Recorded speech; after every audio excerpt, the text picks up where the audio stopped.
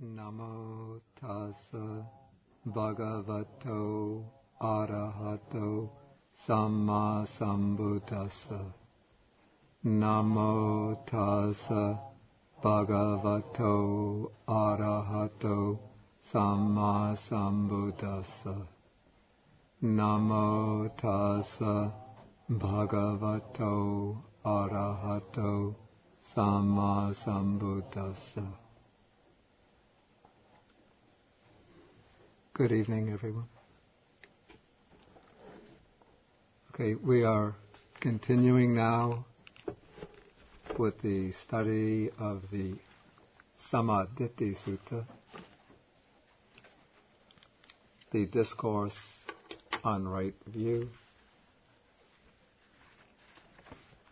This is Sutta number 9 in the Majjhima Nikaya. And we are in the section of the discourse in which Sariputta, the Venerable Sariputta, has been explaining the sequence of steps in the formula of dependent origination, paticca samuppada. And we have been taking these steps back one by one. The last time, for the sake of convenience, I reversed the explanation, the sequence of the explanation, and I went from the 6 sense bases up to contact, and from contact to feeling. And then we know that feeling is the condition for craving. So now we have to go back to the 6 sense bases and take its condition.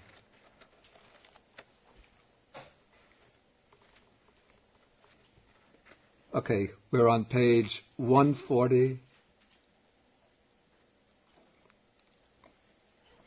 in paragraph 50, section 50.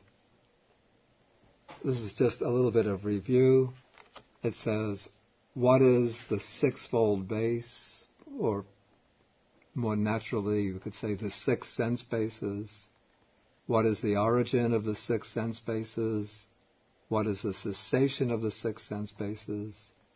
And what is the way leading to the cessation of the 6 sense bases? Okay, these are the 6 sense bases: the eye base, ear base, nose base, tongue base, body base, and mind base. Okay, then with the arising of mentality, materiality, this is namarupa, there is the arising of the sixfold base. With the cessation of mentality, materiality, there is the cessation of the sixfold base.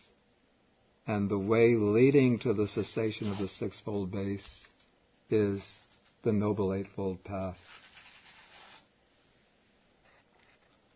Okay, so now we have the 6 sense bases, and these 6 sense bases arise with the arising of namarupa, mentality, materiality, or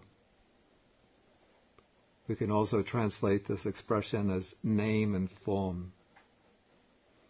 Okay, before we go into the explanation how name and form, mentality, materiality is the condition for the 6 sense bases, let us come to the next section of the sutta, which gives the explanation of mentality, materiality. Okay, so after the Venerable Sariputta gave this explanation, then the monks expressed their appreciation in paragraph 52.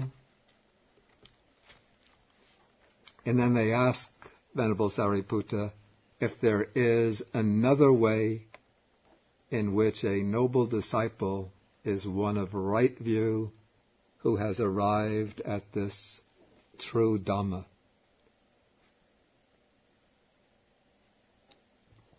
Okay, so Venerable Sariputta says, there is And then he explains, when a noble disciple understands mentality, materiality, the origin of mentality, materiality, the cessation of, let me use the Pali, the cessation of nama-rupa, and the way leading to the cessation of nama-rupa, in that way he is one of right view, who has arrived at this true Dhamma.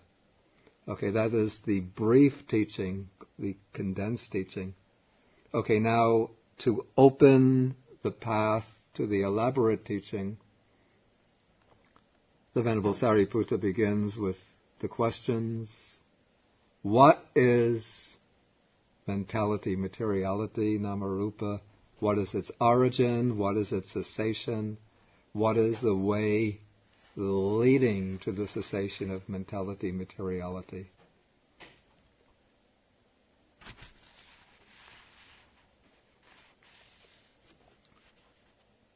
Okay, before I go into this explanation, I should give a little background explanation of this term, nama-rupa.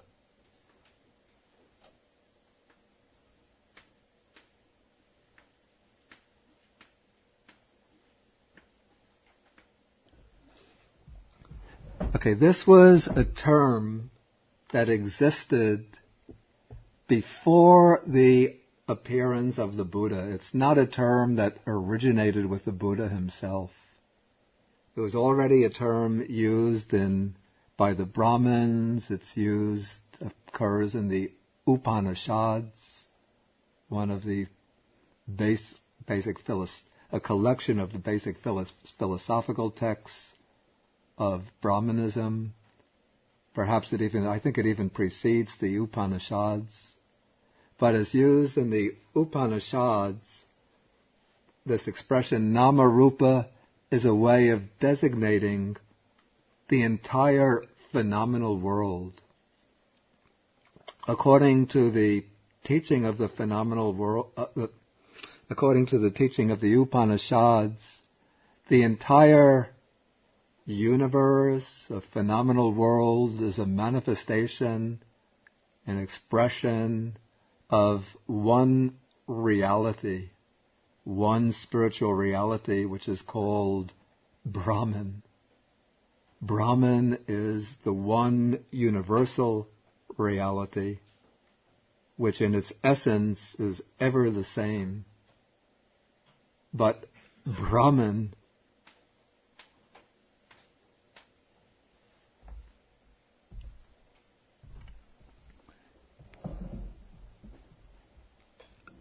appears as differentiated into many, many different things. These are the differentiated phenomena of the world. And now this multiplicity of differentiated phenomena has two aspects. There is the aspect of what appears, that is form, and there is the way we perceive and conceive and designate what appears.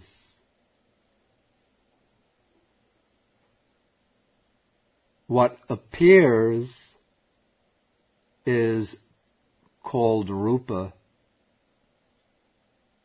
and the perceiving, conceiving, and designating of what appears is nama. And so when a person appears to me, say, Venerable Shinsing, his form of the body that appears, that would be form.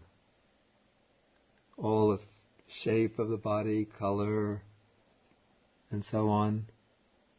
But then, when I perceive the form and then assign a name, Venerable Shinshing, that is name. Or apply to inanimate things, we have here an object. Let's take something a little more complex. Something here which is square-shaped, black, gray, and white. Okay, so the way that appears to me, okay, that is rupa. Then there comes the designation of it. If I had no idea of what it is, I just consider it a shaped object. Not quite a cube, what would you call this? Anyway, a strange shaped object. But since I know what it is, then there comes the designation a recorder, an Arcos recorder. So that is the appearance, is rupa. The designation of it, that is nama. That is in the Brahminic philosophy. It's not really Hinduism, because Hinduism is a phenomena that comes later, much later than Buddhism. But this is the philosophy of the Upanishad that derives from the Vedas and the Upanishads. And it was current in the time of the Buddha, even though to my mind, there's no evidence that the Buddha had any kind of detailed knowledge of the Upanishads themselves. But these terms and expressions were part of the culture of the period. Okay, now the Buddha, as he did so often, took up or picked up this expression and gave it a meaning that was in conformity with his own philosophical teaching. And let us see how the Buddha assigned a meaning to nama rupa that accorded with his own system, his own teaching. We have the explanation right here. Even though it's Venerable Sariputta who's speaking, but the actual explanation comes from other suttas spoken by the Buddha. Okay, so what is, now Venerable Sariputta is going to take the expression nama rupa and break it down into its two components, nama, name or mentality, and form or materiality. Okay, so first we have nama, mentality. What is nama? Feeling, perception, volition, contact, and attention. These are called mentality or name, nama. Before I come to them, I'll go on and take care of rupa. Okay, the four great elements and the material form derived from the four great elements, these are called materiality, matter or form. So, this mentality and this materiality, you take the one, you take the other, join them together, and this is what is called mentality, materiality, or name and form. Okay, now this mentality and materiality are two major aspects of experience.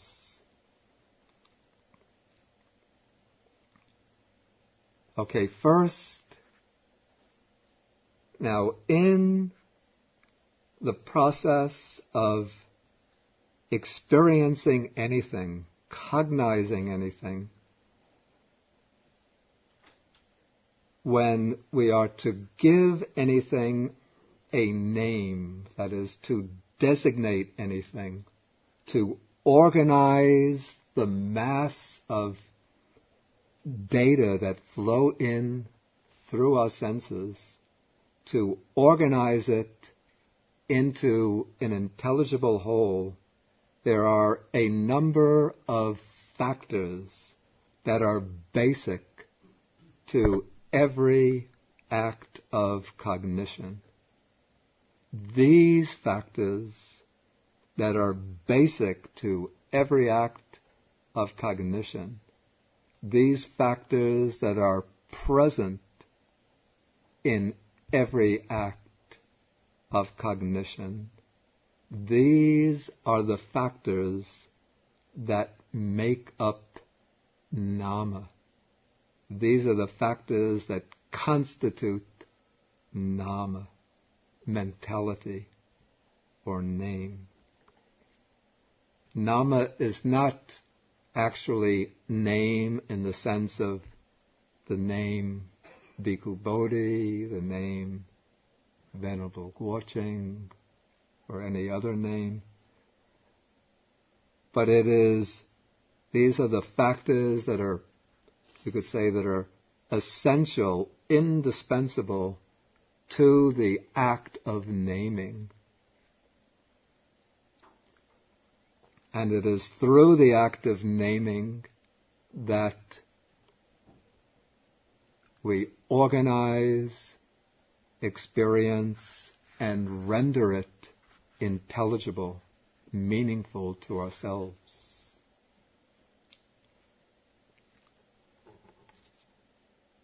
Okay, first out of these 5 basic components, so they've come in this order, but the most basic of these 5, you might call it the starting point, is actually contact. Because what is contact?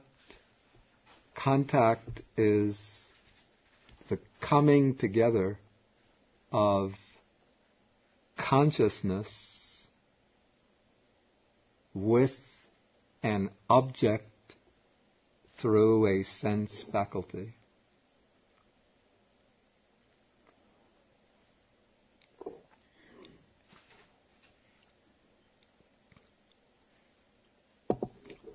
And so for any experience to take place at all, there has to be, let's say, for any particular experience to take place at all, there has to be a contact with that particular object that is to be the object of that particular experience. Let me repeat that.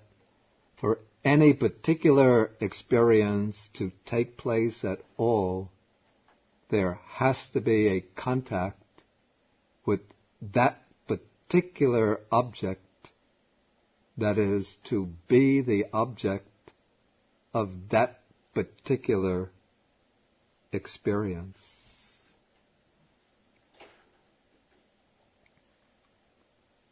So we can say that it is through contact that consciousness goes out through the door of the sense faculty and shakes hands with the object and says, "Hello, object, how are you today?" Or, look at that from a different angle, it is through contact that the object enters through the door of the sense faculty and shakes hands with consciousness and says, "Hello, consciousness, how are you today?"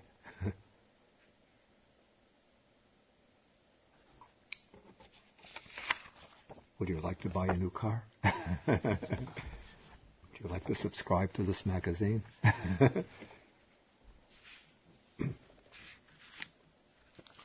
Okay, once contact has taken place, then through contact,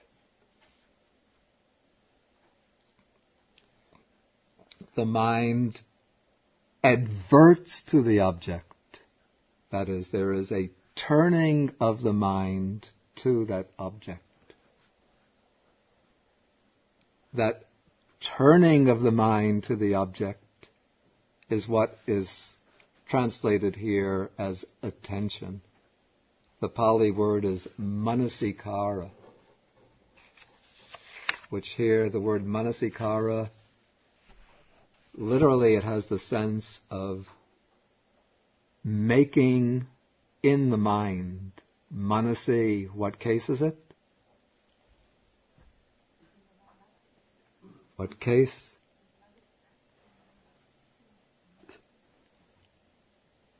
Locative, right, good. Now, this is a single noun which is formed by bringing together a locative case with another noun to make one noun.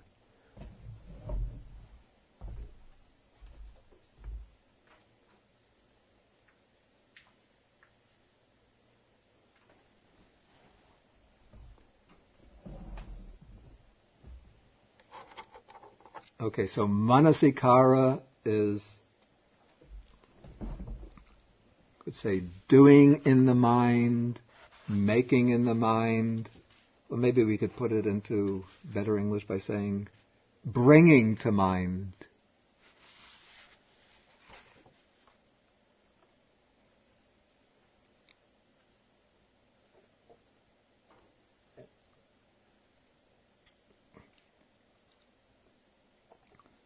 Okay, and through the act of attention and conditioned by contact, there occur feeling, perception, and initially there'll be even a very slight volition as ways of experiencing the object.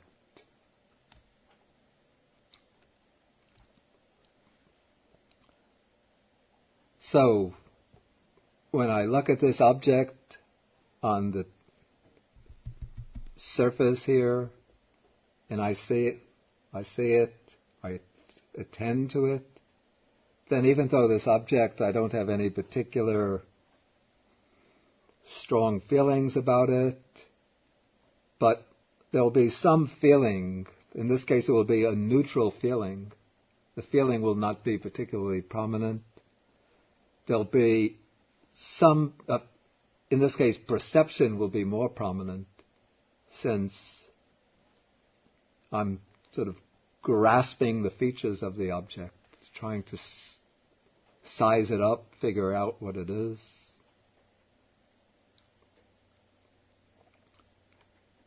And there'll be some volition. In this case, the volition will be very, very slight, recessive, because if I don't know what it is, then I really don't know what to do with it. If it's an object that I'm going to use, for example, when I perceive the cup with the drink in it, then I have the intention to take a drink. Then the volitional component in that, even in the act of perceiving the cup, will be more prominent. And with each act of consciousness, each act of perception, perceiving the cup, the volition will become stronger and stronger until it's motivating me to lift my hand and take the cup.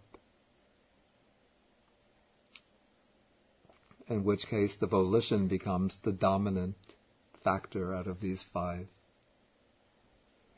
And so we have to recognize that these five are present in every occasion of experience. But on different occasions of experience, one or another will be more prominent. Sometimes feeling is more prominent, especially when we experience strong pleasure or strong pain. Sometimes perception is more prominent when we are intent on noting or observing the characteristics of things. Sometimes volition is more prominent when we are concerned with doing things, accomplishing things.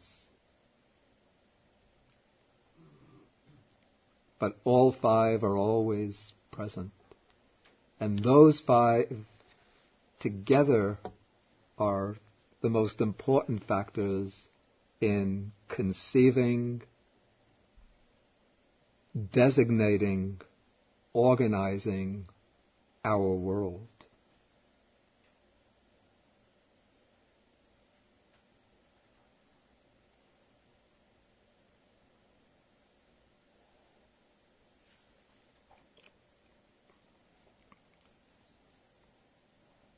Okay, this is mentality, or nama, name.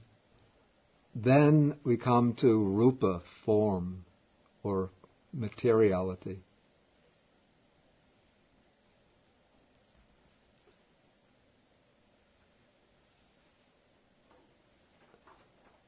Okay, what is materiality? The four great elements, or the four primary elements, and the material form derived from the four great elements.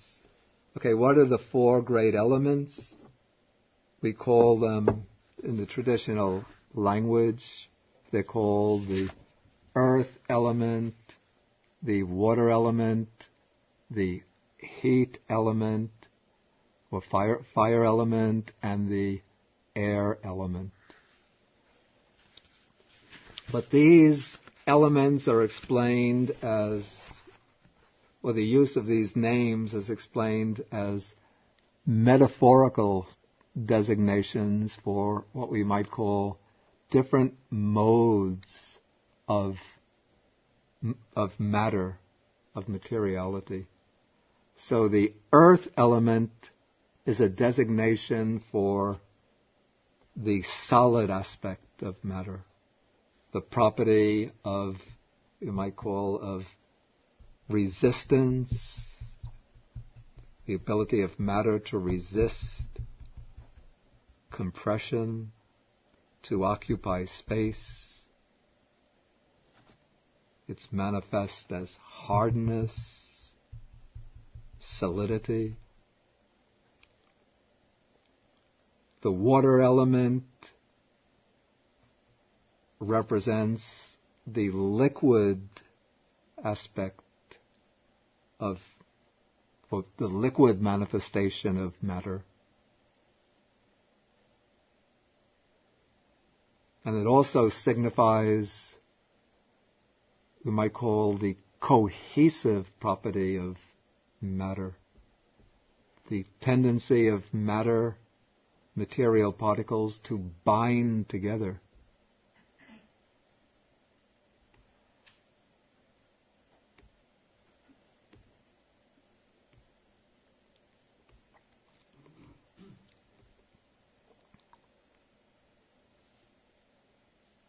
Okay, the fire element represents the property of heat.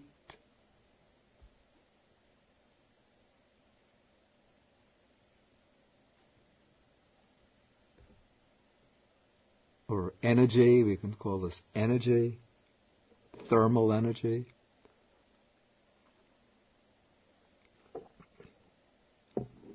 And the air element represents the property of distension and contraction.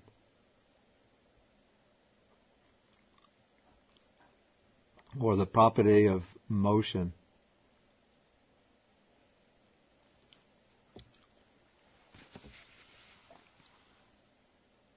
Okay, these are the four primary elements. Then there are said to be types of material form that are derived from the four great elements. What's interesting, in the suttas, or the Nikayas, never spell out, never enumerate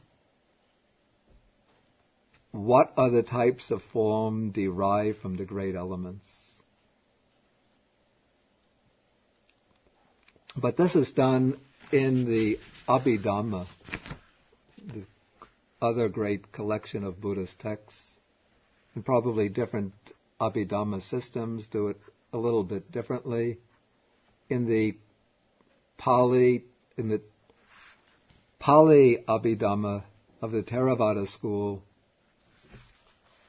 some 24 types of derived matter enumerated. I'm not going to mention them all, since most of them are not important for our purposes. But the most important of these types of derived matter are the 5 types of sensitive matter that constitute the ayatanas, the sense bases. I spoke about these last week. I called them last week the pasada rupa, that is the sensitive types of matter. So that what we call the eye base is a particular type. It's not just the eyeball, but it's a particular type of matter located somewhere inside the eye, which is able to respond to light and to transform light, rays of light, into color and visible form. And similarly, there's an ear base. The nose base is what is able to respond to smells. Tongue base, what can respond to taste. The body base is not the whole physical body, but the sensitive parts of the body that respond to tactile sensations. So those are 5 types of sensitive matter. Then there's said to be 4 types of the sense objects, the 4 sense objects. That is, visible form is a derived matter. It's not one of the primaries, but it appears based upon the primaries. Sound is another. Smell is another. Taste is another. Now, you might wonder, what about the tactile sensations?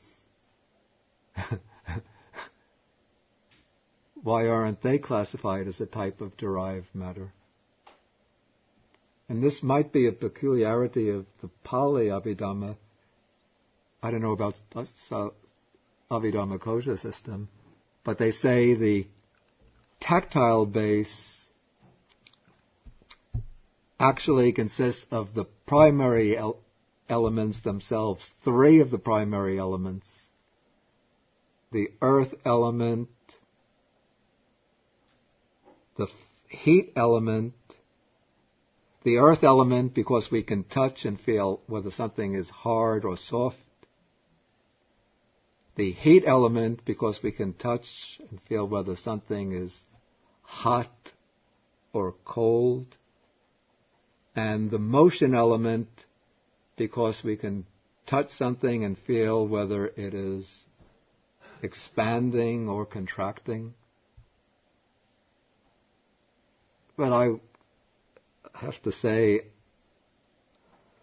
my big question, one day in my hermitage in Kandy, I went out, it's a hot country and we hang the towel up on a line outside. I went outside to feel whether my towel was dry or not. And suddenly the thought came to me, hey, if the Abhidhamma is right, by touching my towel I should not be able to tell whether it is wet or dry. Because I'm not supposed to be able to, the water element is not supposed to be an object of touch. Do you understand?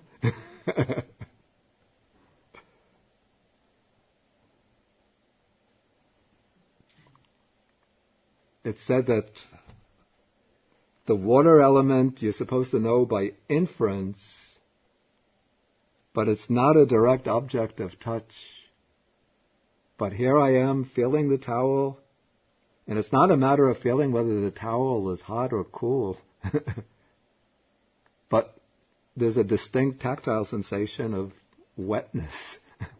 So anyway, that is besides the point. So, in the Theravada Abhidhamma, the wetness, or the water element, becomes an inferred type of secondary matter, derived matter. It's not a direct object of touch.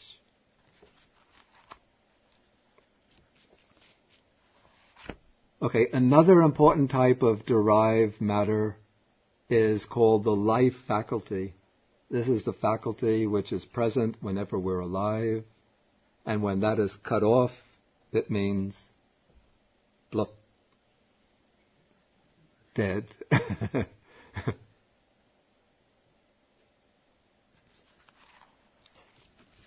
Okay, so taking these primary types of matter and secondary types of matter or derived matter, putting them together, they're all called materiality or form.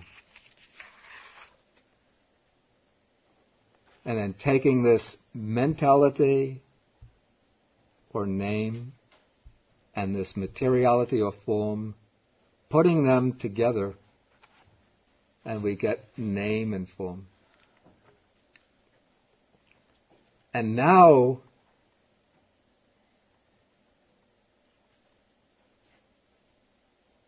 maybe I should, before we go further, maybe I should just ask if there's any questions. I want to come to the explanation of how name and form and nama-rupa is the condition for the six sense bases. But before I get into that, I'll just ask, are there any questions on the explanation of name and form, nama-rupa? Does it imply that non-sentient beings don't have name and form? A good question. Non-sentient beings are form, have form. Let's say a non-sentient being would consist of the four primary elements, and they would have various types of the derived matter. They would have, of course, they have color. They have non-sentient beings. Non-sentient objects. Okay, non-sentient objects would have color, they will have smell, they will have taste, and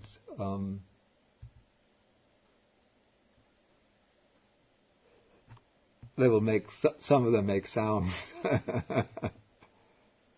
If the wind blows through something like a bamboo, well, bamboo is alive, but through the shade of a window it will make a sound.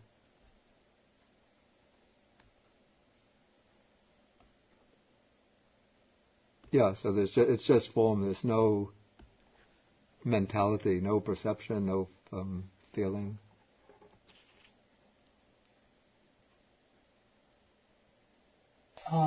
In Majjhima Nikaya Sutta, the Buddha gave another meaning of nama and rupa.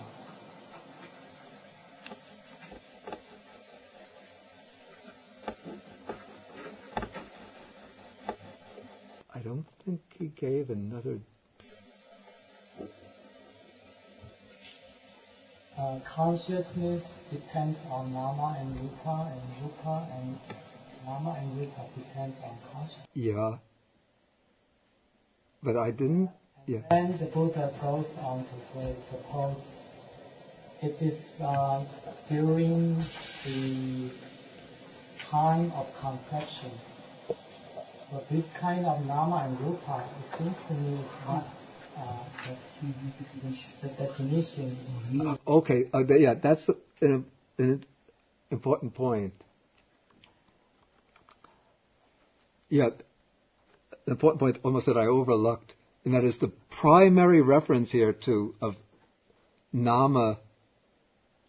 It's not so much external objects as having the form, but it is the form of our own body. So what's meant by the rupa, primarily the internal form. So it's the form of our own body, the own body consisting of the four primary elements, so that the body having its hardness or softness, the flowing parts, the liquid element, the bodily heat,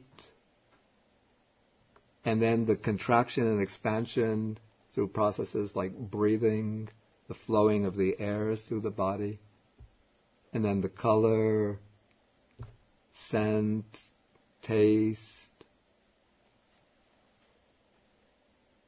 and the sense faculties of the body.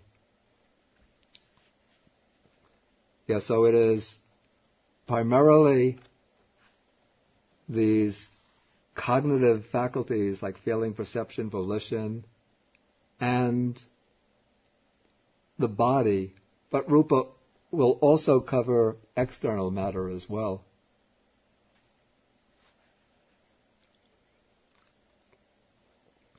It's not a different definition, but it's just that I overlooked to mention that the rupa is that nama rupa is primarily referring to the individual considered as a material body consisting of the four elements and derived matter, together with the functioning of these mental components.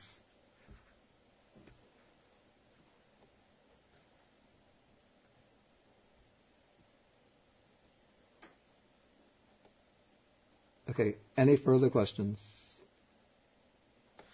Okay, then let us go backtrack to paragraph number 50, just where it says, there are these 6 bases, I base to mind base, and with the arising of mentality, materiality, there is the arising of the 6-fold base. Okay, now this can be understood in 2 ways, at least 2 ways.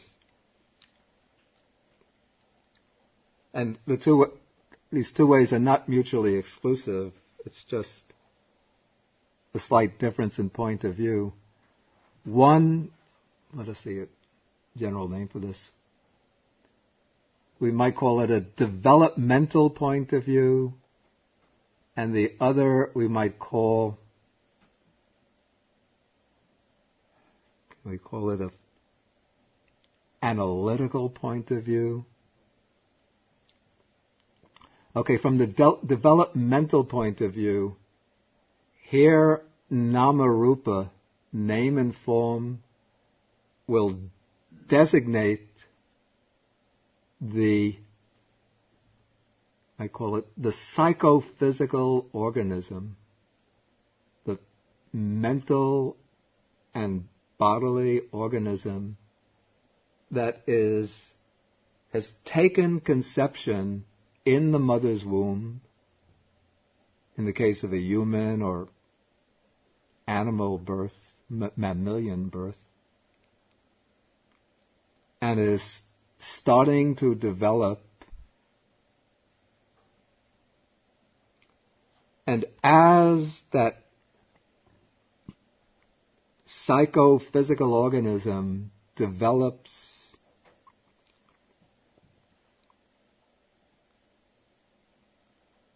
the 6 faculties will emerge. Okay, now, when we take this developmental point of view, taking a human birth, we come to the moment of conception.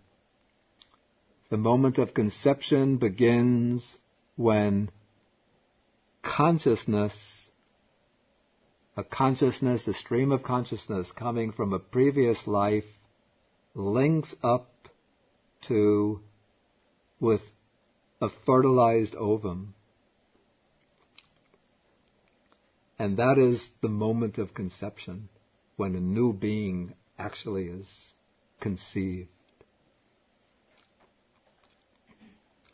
And once consciousness links up with that fertilized ovum, then we speak about that as, we call it the manifestation or appearance of name and form, or name and form taking shape in the mother's womb.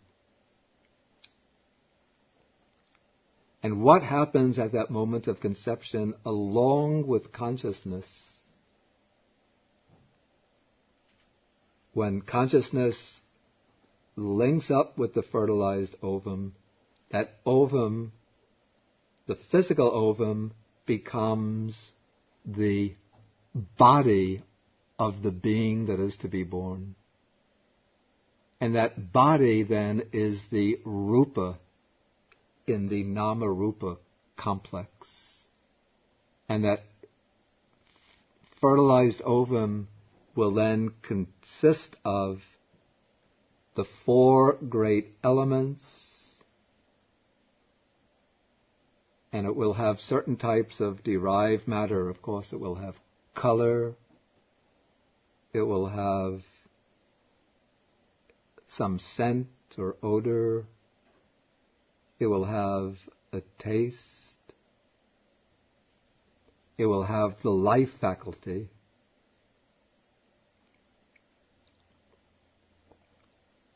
and it will also have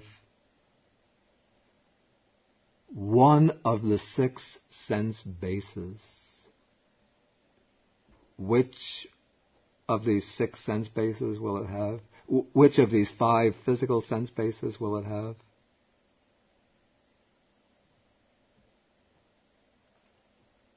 One of them it has. This is the fertilized ovum at the moment of conception. Wait, one of the 5 physical sense bases.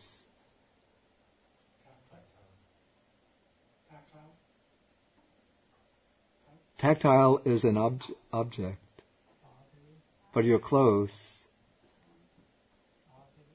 What is that? It's the body base. The kaya-ayatana, the body base. Of course, that little one-celled organism, now dividing maybe 2, 4 cells, it has the body base so that it is sensitive to sensations.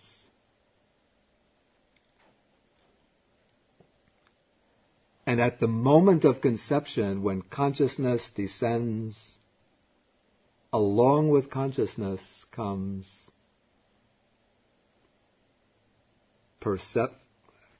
feeling, perception, volition, contact, attention. Believe it or not, all of those 5 factors are present right at that first moment of consciousness. Their functioning would be extremely simple. So simple that we can't even conceive what it's like.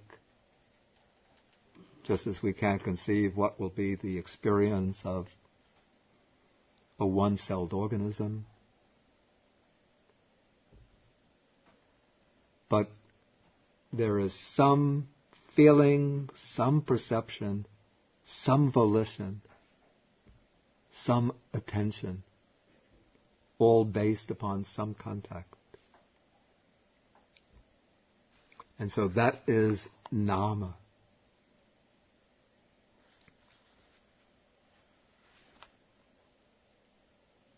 Okay, and then as the organism goes on developing over the weeks, I don't know, like the time scale, weeks and months, and the cells start to differentiate, then there will appear the organism divides. You could see the head emerging, the limbs.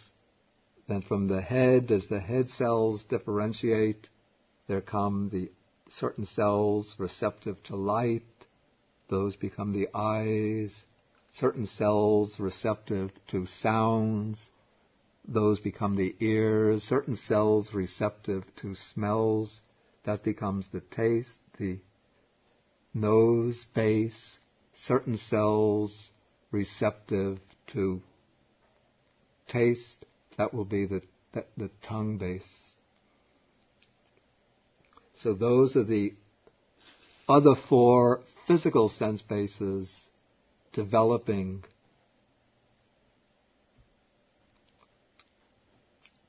based upon the original rupa at conception. Then at conception, that consciousness that descends, that becomes the mind base. The first, that very simple stream of consciousness, that becomes the mind base.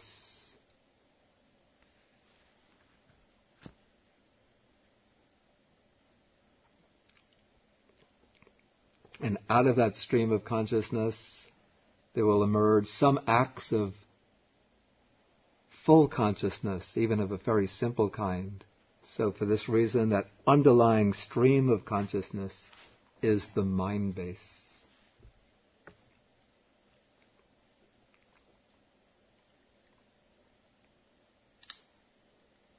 And so in this way, we say that with the arising of Namarupa, there is the arising of the sixfold base.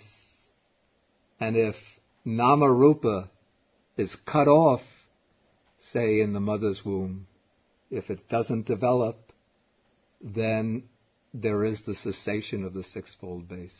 The six bases don't develop. Okay, that's one way to understand this.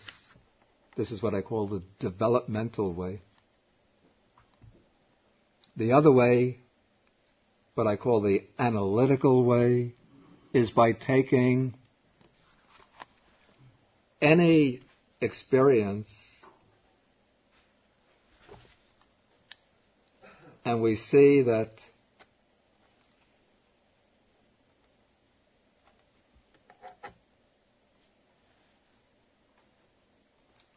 materiality is a condition for the six sense bases on any occasion of experience.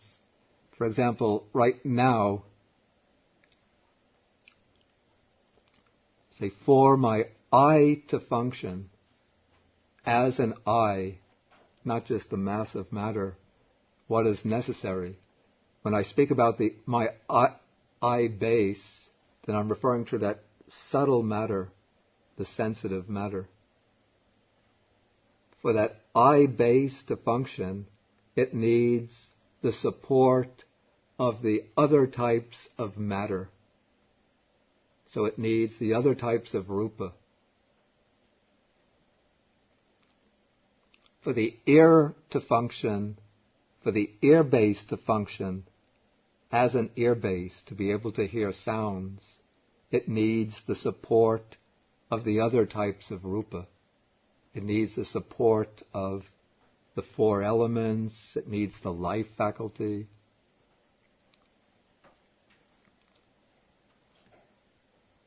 And so all five of the physical sense bases need the support of the other types of rupa, the four elements, and so on.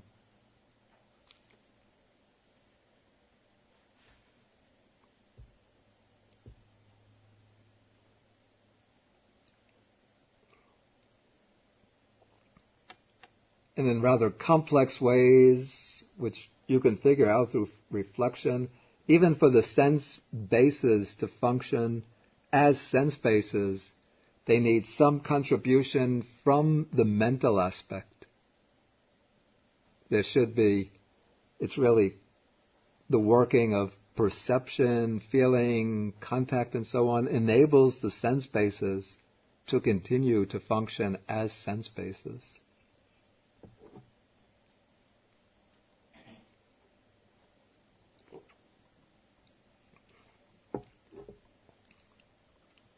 And then in human life, the mind base, this underlying stream of mind, of consciousness, depends upon mentality, materiality. The mind base needs the body, this rupa, this material body. And the mind base, that stream of consciousness, depends upon the factors that constitute mentality. The mind base, that stream of consciousness, doesn't function alone, but the consciousness always arises together with feeling, perception, volition, contact, and attention.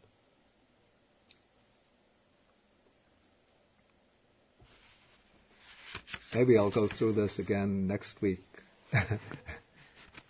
The kind of review. Now it's come to 8 o'clock. I know this is rather dense, and I don't want to just rush it, pack it in too quickly.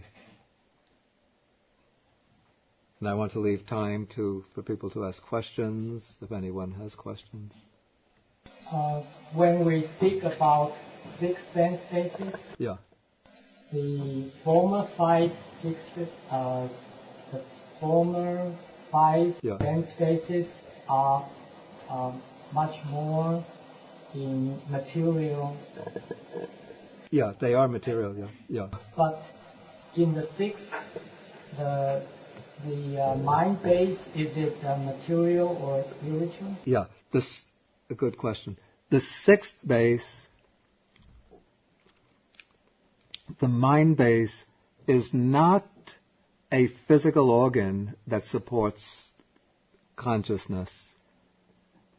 Rather, the 6th base, the mind base, is we call the underlying stream of consciousness from which active consciousness arises. So it is called also the mind door. It's this is a metaphorical image of the stream of consciousness as a door through which active states of consciousness arise to perform active acts of cognition, to perform acts of cognition. Yeah. Yeah. Yeah. To manifest acts of consciousness. So we have this sort of underlying flow of consciousness, which is occurring many, many times in the course of the day, even when we're active, when we're sitting here like this, when I'm sitting here talking. It seems like I'm just continuously talking and continuously conscious, but at the microscopic level, what is happening is that the mind is going into the state of, we call it bhavanga, of the stream of consciousness, coming out, dropping in, coming out, and it's just going back and forth so quickly that we're not aware of it. As one lies down to go to sleep, the mind goes into that bhavanga state more often, sometimes comes out for dreams, then goes in, until when it goes very deeply into the bhavanga, then one has a long period of dreamless sleep. And now in ordinary what we call ordinary waking consciousness, when we go into this bhavanga state, the underlying stream of consciousness, that is the mind door, or that is the mind base from which the active consciousness emerges to perform acts of cognition, acts of knowing, acts of experiencing.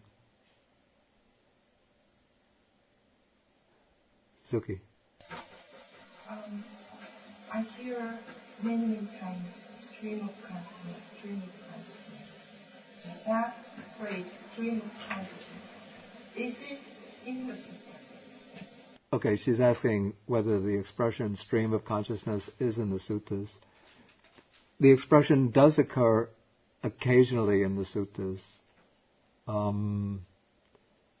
I recall the expression vijnana sota, stream of consciousness. It doesn't occur that often in the suttas, but we do have a statement that the citta is changing very, very rapidly, that mind arises and ceases uninterruptedly day and night. Such expressions we do have. But the expression stream of consciousness, vijnana sota, or citta santana, continuity of consciousness, becomes more common in the commentaries. Because they go into they treat consciousness in a more analytical way.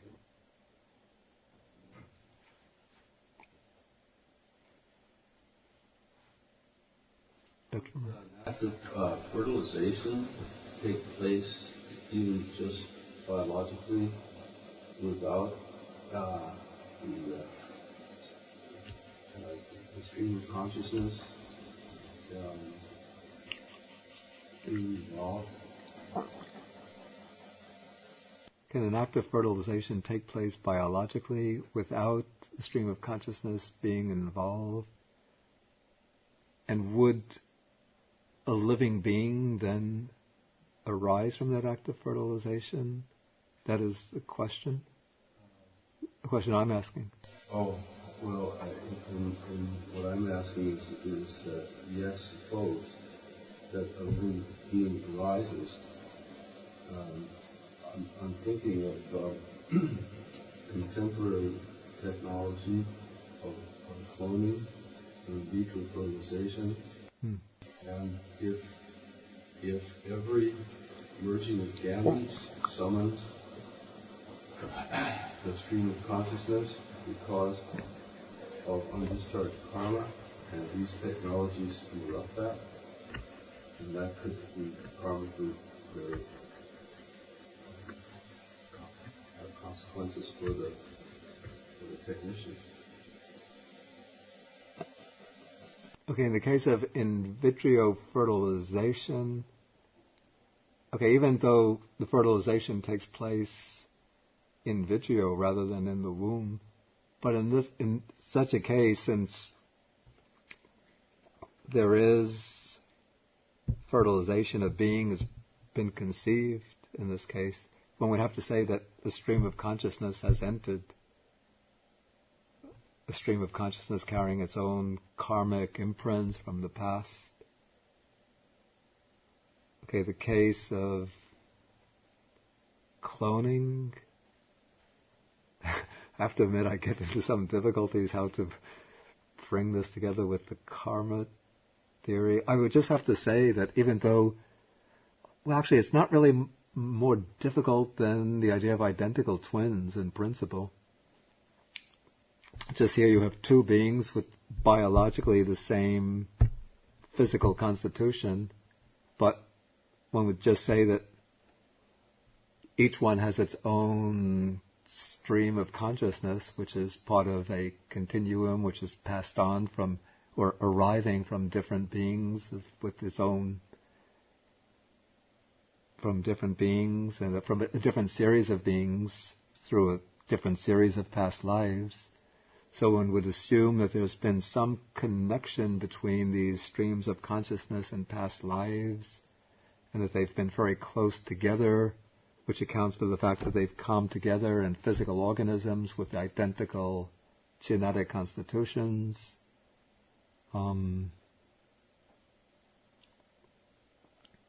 Yeah.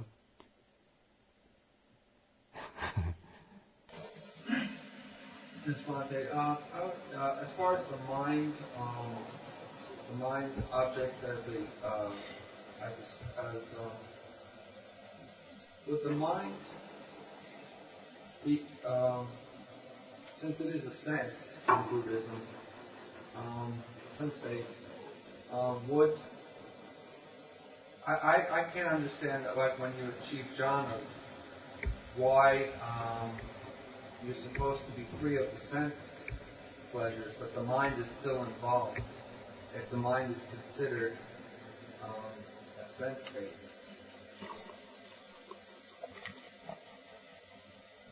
I don't see the problem here.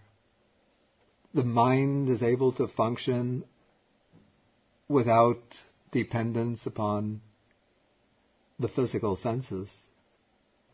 Doesn't seem to be any more of a problem than why one can go to sleep when one is in a sleep, the dreamless sleep. So there is like a separation between the five senses and the sixth sense of the mind. Yeah, that is very possible, yeah. It's just that in sleep, the mind is going below the level of ordinary sense function, whereas in the development of jhana, then one is moving the mind above and away from the sense functions.